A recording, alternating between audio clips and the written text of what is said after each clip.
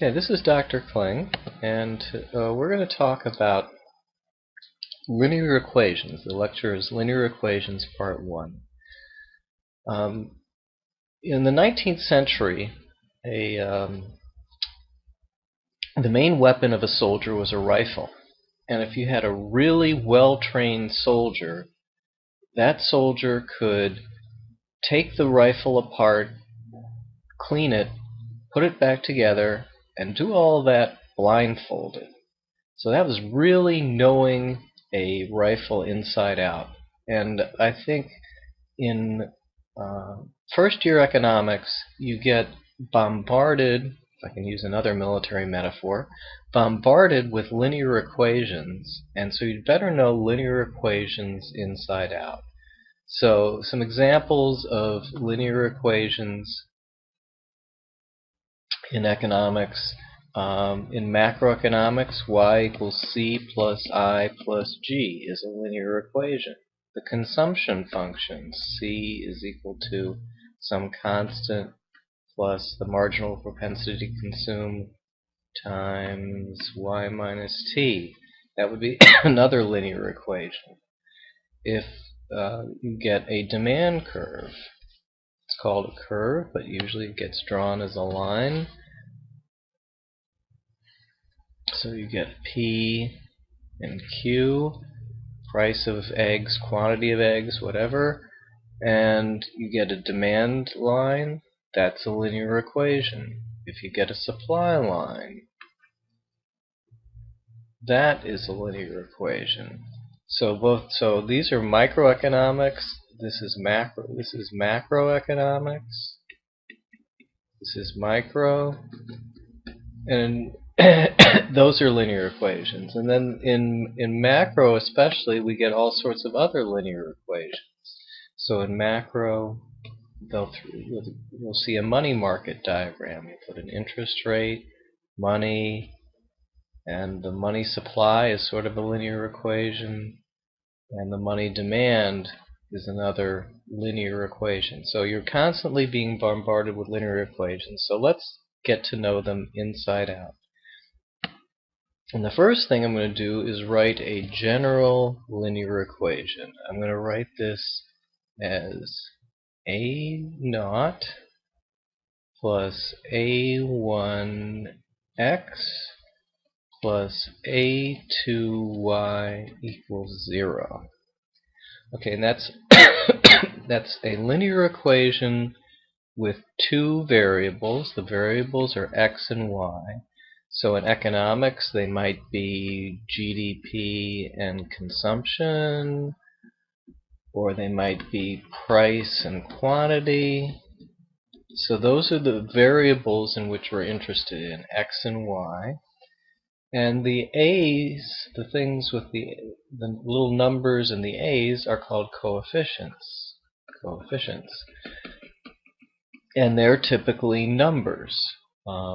So be 12, 3, negative 4. So this could be negative. Often would be. Okay, and so this equation can be represented on a graph because our two variables are x and y. We put y on the y-axis, x on the x-axis, and we can graph this thing. It will be a line, but we don't know at this point whether the line looks like that, or looks like that, or looks like a line in a different quadrant of the graph. So we don't know quite what the graph looks like yet. So let me rewrite it again. A0 plus A1x plus A2y equals 0. Now,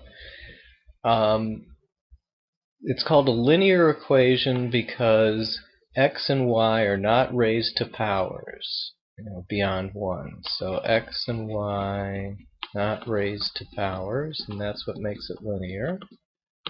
If we had an x squared term or something, or a y cubed, then it would not. Then it would be a nonlinear equation. So that's what makes it linear. And interesting things we can do.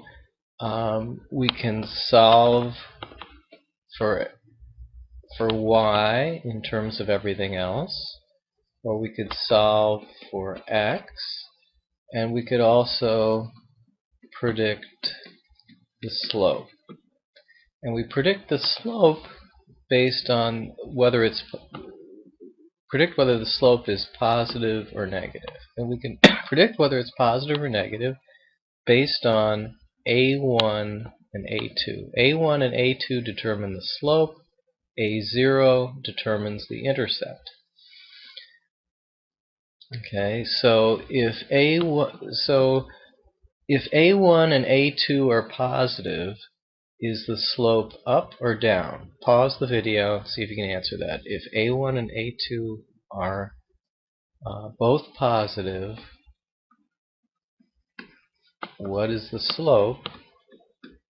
And the slope should be negative. Okay, and if A1 and A2 are both less than 0, what will the slope be? Positive or negative? Pause the video, answer the question.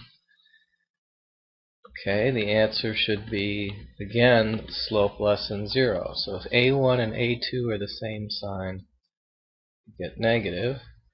And finally, if A1 and A2 have opposite signs, then, and only then, do you get the slope greater than 0.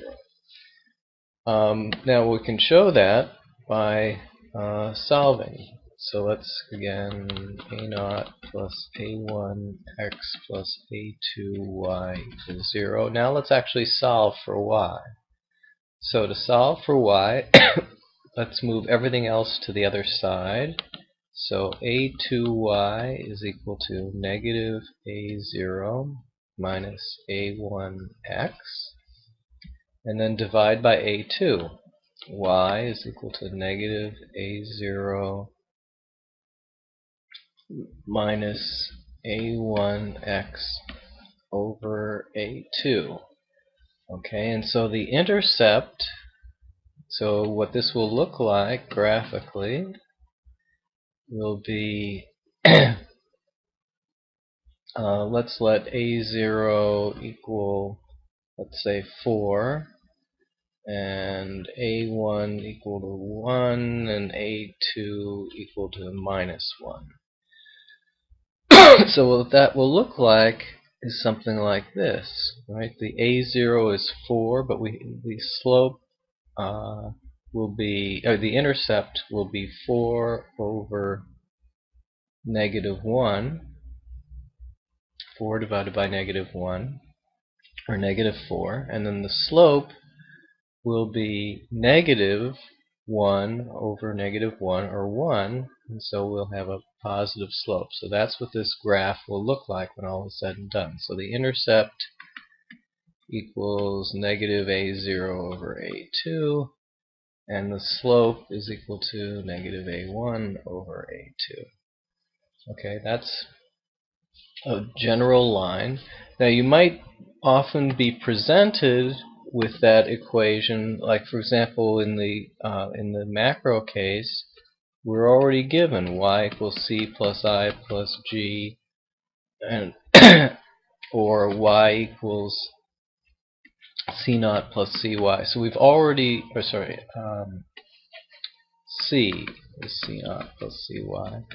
So we've already been given the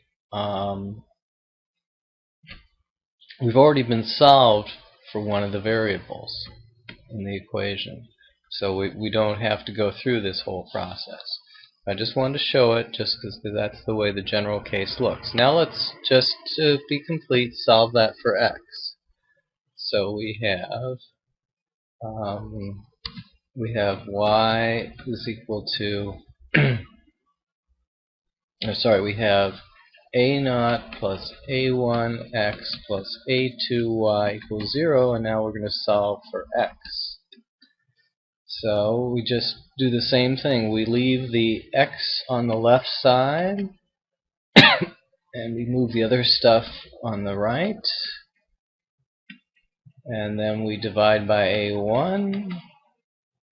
And so we get negative a0 minus a2y over a1 is equal to negative a0 over a1 minus a2y over a1. All I did was separate out the intercept term and the slope term.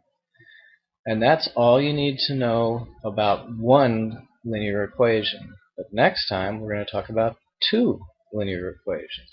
See you then.